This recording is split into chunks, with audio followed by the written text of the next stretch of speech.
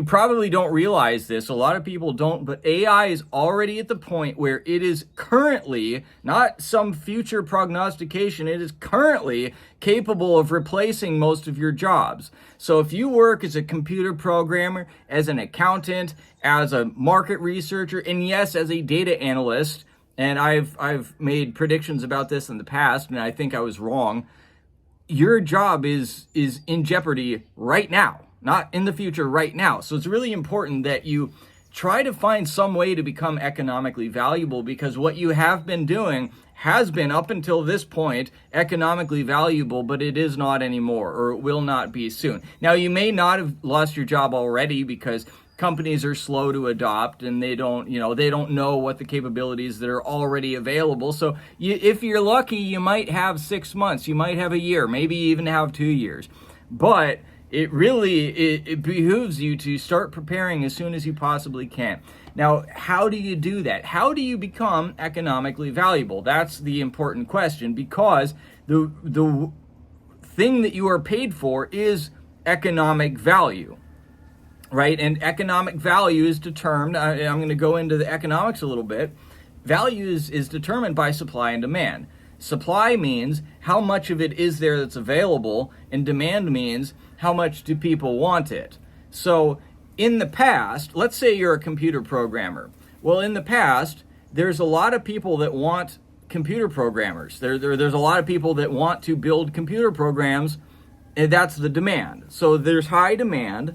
And then there's relatively few people that have the skills to be computer programmers, which is the supply. So it's low supply, high demand.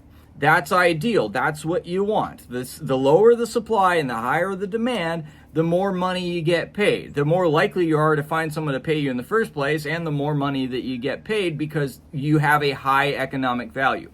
Now, with AI coming into the picture, it ruins the supply side. Well, now there's infinite, basically, resources of ability to program computers, because now you're not just competing with humans anymore. Now you're competing with AI, and AI can do a lot of work for very cheap. So you're being priced out of the market, essentially. Like an AI software can do what you do for like $100 a month. So if you're willing to work for less than $100 a month for your full-time work, then maybe you still got a shot, but chances are you want to actually be able to pay your bills, and you're not going to work for $100 a month. So that's the issue here. So what we need to do is we need to find fields where the supply, where there's still demand, where people still actually want the thing, and the supply is constrained, the supply is low. So essentially, any job that requires a human to do it is going to have limited supply in different quantities. So let me give you 2 examples here. So for example, a house cleaner. Well, there's a lot of humans that could clean a house, but it still has to be done by a human, essentially. We may get to a point in the future where robots can take that over, but that's less of a concern, especially because robots cost a lot of money to build. And that might change, but still, like, robots require physical materials in addition to just the artificial intelligence. So there's more of a supply constraint there. And then if you need a human to clean your house, well, there's only so many humans in the world. So even though there's a lot of humans in the world, it does have a cap, There's only so many people that are capable of doing that. Now, on the other hand, let's say that you're a heart surgeon. Well, if you're a heart surgeon, you pretty much still need a human to do that, right? Again, robotics are a consideration sometime in the future, but for now, you still need a human to do that. And not every human in the world can do a heart surgery, right? It's a relatively small number of people that have that skill set. So that's what I mean, that, like, if you're a heart surgeon right now, your job is pretty safe. And another thing to consider too, well, no, I'm going to get into this later. A very important point that I'm going to get into later, but basically the way that I see it, there are 3 categories of jobs that are still going to have economic value and are not going to be outcompeted by AI. The first one is jobs that have a physical, real world application. Like you have to actually do stuff with your hands. You actually have to move stuff or lift stuff or wipe stuff with a cloth. Something that it cannot just be done on a computer. So the heart surgeon, for example, would be an example of that, right? That he actually has to do the surgery with his hands. Another example would be an auto mechanic. We're still going to need auto mechanics, or an electrician, or a construction worker, or a house cleaner, right? A house cleaner will still have some economic value, although not a whole lot. So anything that you have to do work with your hands is still going to have value and is not going to get out-competed, at least while robotics hasn't caught up to just on computer AI. So that's category number one. Category number two is the person that is the master of the robots, essentially, the master of the AI. So in order to replace the current knowledge workers with AI, the AI has to be implemented, and it requires some sort of expertise to be able to implement that AI in the first place. And some human is going to have to set up the systems by which that AI to run in the first place. So you set up the AI agents. So what happens if you want to go this route? You just really got to get really good at AI. You got to understand what's going on with AI, and you got to stay current with it, which is kind of difficult given how fast it's evolving. But there's a lot of good content on that, and if you want to know like what's current with AI, one of the easiest things you can do is just ask AI. Like have a conversation with ChatGPT and ask it about it. So that's one option. Now, I should warn you that the number of jobs in that is probably not going to be, well, might not be that much. So consider it this way. Let's say that a company has a team of 20 computer programmers developing software. Well, all 20 of those computer programmers can be replaced by one AI. Now, or one AI, let's say, one computer running AI, and maybe it has 20 different workflows that are replacing each one of those different computer programmers. Well, somebody has to implement that AI. How many people does it take to implement that one AI? Well, probably not 20, right? And so probably one person can now implement that thing that is now doing, that will be doing the job of 20 people. So even if that person is full-time and is like working 40 hours a week on this, you still have, let's say, 20 of the computer programmers, and then let's say they just take the one of the 20 that's the best at AI, and they lay off the other 19. Well, unfortunately, only 5% of the people in this case are going to be able to pursue that path. And for that matter, it's probably not even going to be a full-time job, because once you set up the AI, now it kind of just runs autonomously and they don't even need you anymore. There probably are going to be some cases where the AI breaks or the AI needs to be QA'd or something, and you're going to need some human backup for that. But generally speaking, I suspect that the number of people is going to, the number of humans that are necessary to employ is going to go down. Now, the caveat to that is that perhaps companies will see, hey, we have all this new productivity, and they'll dream up all these new ideas, and all of a sudden the work will expand again. The work will expand to be able to use all of the new capacity, and if that's the case, then you're probably going to need more robot masters to take over those. So we'll see what the proportions look like on that, and I think we're already seeing it, actually, that a lot of jobs are going away and not a lot of jobs are being created. So that should tell you something right there. One way, another thing to consider, obviously, is having a business too. Like, this is not a job, so this is a bit of an aside. This is not one of my 3 categories. But if you have a business where you go around doing AI consulting for these companies, and you like, every week you implement AI systems in a different company, well then you've got something going, right? And just owning assets in general, like if you have a bunch of rental houses and you charge rent, well, that's a business, and you don't really have to do anything, because I mean, you have to upkeep it a little bit, but mostly you're just getting paid because you have assets. If you have a product or service that people desire and you can sell it and you can make a profit, then same thing. If you're a business owner, then the AI benefits you because now you don't have to spend as much money hiring people to do stuff. So having a business is a big way out, but again, that's not the gist of what I'm getting to here. So those are the first two categories. One are things that you do with your hands, like in the real world. Two are implementing AI for businesses. And then number three is jobs that require or benefit from some sort of human connection, where the people that are the clients or the customers actually prefer some sort of human connection just because they like it. So here's an example of that. Think about live music.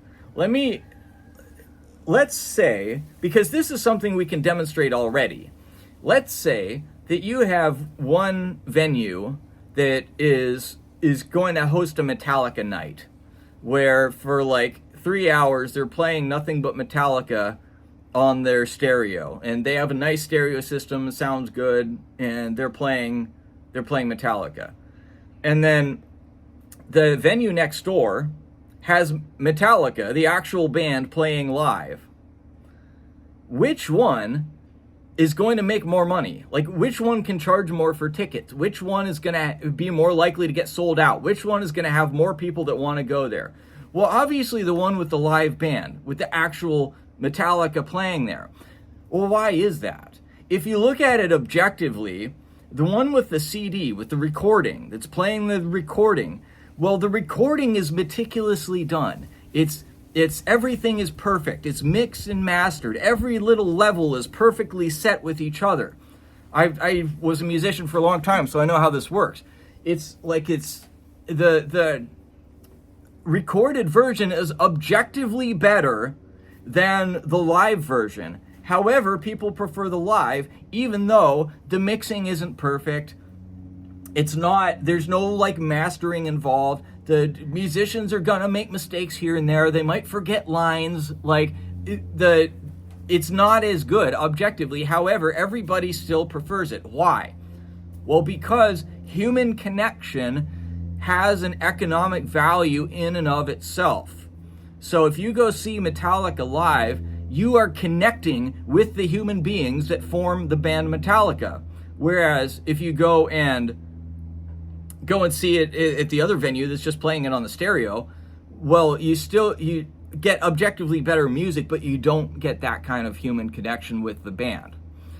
So this applies to a bunch of things. If you think about YouTube is another one, like you see all these channels with all these like AI created content now on YouTube, and yet you could be watching, you're watching my video right now, you could be watching an AI generated video that probably speaks better than me and doesn't make mistakes and doesn't say ums and ahs and doesn't have to pause to think about stuff, and yet here you are watching my video. Well, why? Probably because you like the human connection. You see that I'm a real human and you rather listen to me than some robot. Well, there's a whole bunch of jobs like that where you'd prefer to have the human connection. Like if you go to a restaurant and you talk to the human hostess and you have a human waitress coming up and serving you, like it's better. It feels better in some way than just having a robot taking your order. And chances are, the more that AI takes over, the more job opportunities there's going to be of that nature.